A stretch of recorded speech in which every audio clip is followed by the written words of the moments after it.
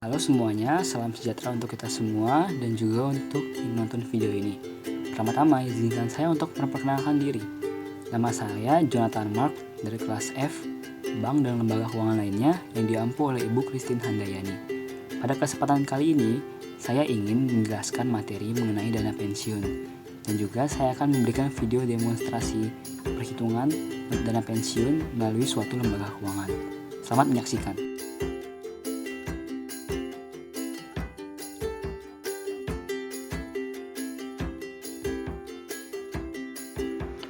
Pada kali ini, saya akan membahas mengenai materi dana pensiun dan juga akan menampilkan demo atau simulasi perhitungannya. Yang pertama yang perlu kita ketahui adalah, apa itu dana pensiun? Dana pensiun menurut Undang-Undang Nomor 11 Tahun 1992 adalah badan hukum yang mengelola dan menjalankan program yang menjanjikan manfaat pensiun bagi pesertanya. Dana pensiun juga memiliki definisi lain, yaitu hak pekerja berupa penghasilan yang diperoleh setelah bekerja selama sekian tahun dan memasuki usia pensiun. Lalu, apa sih tujuan diselenggarakan dana pensiun? Tujuan diselenggarakan dana pensiun bagi pemberi kerja yang pertama merupakan sebagai kewajiban moral. Kewajiban moral yang dimaksud adalah memberikan rasa aman kepada karyawan pada saat mencapai usia pensiun. Berikutnya itu loyalitas. Jaminan yang diberikan untuk karyawan akan berdampak positif untuk perusahaan, yaitu karyawan akan lebih termotivasi untuk bekerja lebih keras dengan loyalitas dan dedikasi yang tinggi untuk perusahaan. Ketiga yaitu kompetisi pasar tenaga kerja. Dengan memberikan jaminan berupa dana pensiun, perusahaan akan lebih bersaing dalam pasar tenaga kerja, yaitu dalam persaingan mendapatkan tenaga kerja yang lebih berkualitas dan profesional. Lalu, tujuan bagi karyawan yang pertama adalah mendapatkan rasa aman terhadap masa depannya. Yang kedua, dana pensiun akan kompensasi yang lebih baik untuk karyawan. Dan yang ketiga, dapat meningkatkan motivasi kerja bagi karyawan. Berikutnya, asas-asas dana pensiun. Yang pertama, asas keterpisahan kekayaan dana pensiun dari kekayaan badan hukum pendirinya. Yang dimaksudkan adalah, dengan demikian, tidak diperkenankan adanya pembentukan cadangan pensiun dalam pembukuan perusahaan. Kedua, yaitu asas penyelenggaraan dalam sistem pendanaan. Setiap penyelenggaraan program pensiun harus dilakukan dengan pembukuan dana, sehingga cukup untuk memenuhi pembayaran hak peserta. Asas yang ketiga adalah pembinaan dan pengawasan. Yang dimaksudkan adalah pengelolaan dan penggunaan kekayaan dana pensiun harus dihindarkan dari pengaruh kepentingan-kepentingan yang dapat mengakibatkan tidak tercapai tujuan tersebut. Tujuan yang dimaksud adalah pembayaran hak peserta. Selanjutnya, yang keempat adalah asas penundaan manfaat.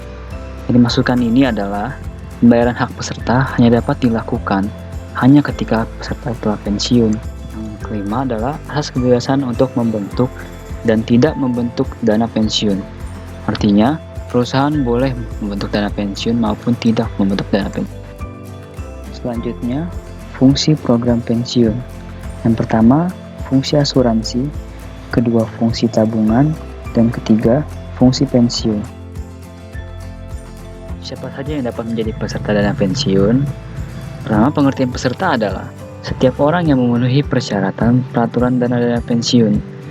Menurut Pasal 19 Undang-Undang Nomor 12 Tahun 1992 menyatakan bahwa karyawan yang telah memenuhi syarat dapat menjadi peserta pensiun, yaitu yang setidaknya sudah berusia 18 tahun atau telah kawin dan telah memiliki masa kerja sekurang-kurangnya 1 tahun pada pendiri atau mitra tersebut. Usia pensiun dapat dibedakan menjadi 4 kategori. Yang pertama, pensiun normal, yaitu sesuai peraturan. Yang kedua, pensiun dipercepat, atau jika seseorang itu sakit atau memiliki alasan tertentu lainnya. Yang ketiga, pensiun ditunda. Biasanya ini merupakan permintaan dari atasan. Dan keempat adalah pensiun cacat.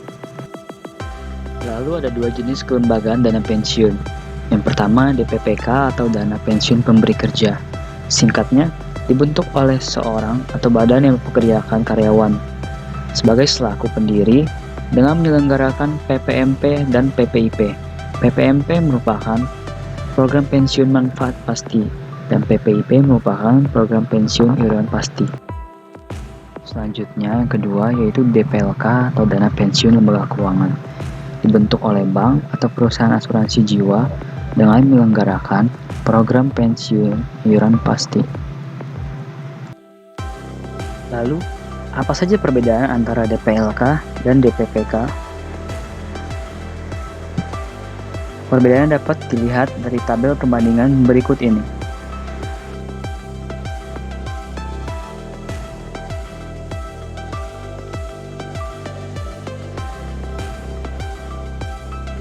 Jenis program pensiun. Yang pertama, program pensiun manfaat pasti. Singkatnya, merupakan program pensiun yang menghitung lebih dahulu manfaat yang akan diterima, kemudian baru menghitung iurannya. Sebaliknya yang kedua yaitu program pensiun iuran pasti, yaitu menghitung lebih dulu iuran yang harus dibayar, kemudian menghitung besarnya manfaat yang akan diterima. Jenis-jenis produk dana pensiun. Dalam program DPLK, kita dapat memilih untuk menentukan alokasi investasi iuran pensiun. Yang pertama, pasar uang. Pada paket pasar uang ini, dana peserta akan diinvestasikan 100% pada instrumen pasar uang, yaitu tabungan pada bank, deposito berjangka panjang pada bank, deposito on call pada bank, sertifikat Bank Indonesia, surat berharga negara dengan jangka waktu tidak lebih dari 1 tahun, dan juga reksadana berorientasi pada pasar uang. Yang kedua, pendapatan tetap, yaitu dana peserta akan diinvestasikan minimal 60% pada instrumen pendapatan tetap seperti surat berharga negara, obligasi, dan kemudian dana maksimal sebesar 40% akan diinvestasikan ke dalam pasar uang. Dan yang ketiga, saham pasar uang atau kombinasi. Dana peserta akan diinvestasikan minimal sebesar 60% pada saham yang tercatat di Bursa Efek Indonesia dan reksadana yang berorientasi saham. Dan maksimal 40% dana akan diinvestasikan pada instrumen pasar uang. Kemudian materi yang terakhir adalah kelebihan dan kelemahan dari PPMP dan PPIP. Pertama, kelebihan dari program pensiun manfaat pasti. Uang pensiun ditentukan terlebih dahulu sesuai dengan gaji karyawan, sehingga pekerja dapat menentukan besarnya uang yang akan diterima pada saat capai usia pensiun. Kedua, berlaku surut, artinya dapat mengakomodasi masa kerja yang telah dilalui pekerja apabila program pensiun dibentuk jauh setelah perusahaan berjalan. Kelemahannya adalah, pertama, perusahaan menanggung risiko atas kekurangan dana apabila hasil investasi tidak mencukupi. Yang kedua, program ini relatif lebih sulit untuk dikelola dari sisi administrasinya.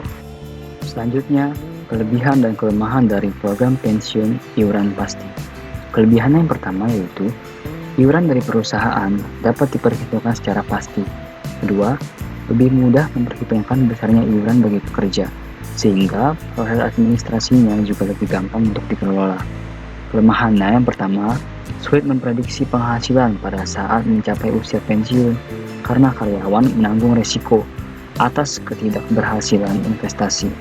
Yang kedua, tidak berlaku surut, artinya tidak dapat mengakomodasi masa kerja yang telah dilalui oleh karyawan. Pada kesempatan kali ini, saya ingin mendemonstrasikan mengenai simulasi perhitungan program dana pensiun dari BNI. Ini merupakan simulasi BNI Simponi berdasarkan iuran. Dengan asumsi kita ambil contohnya Pak Beni merupakan seorang pengusaha Chinese food atau memiliki restoran Chinese food.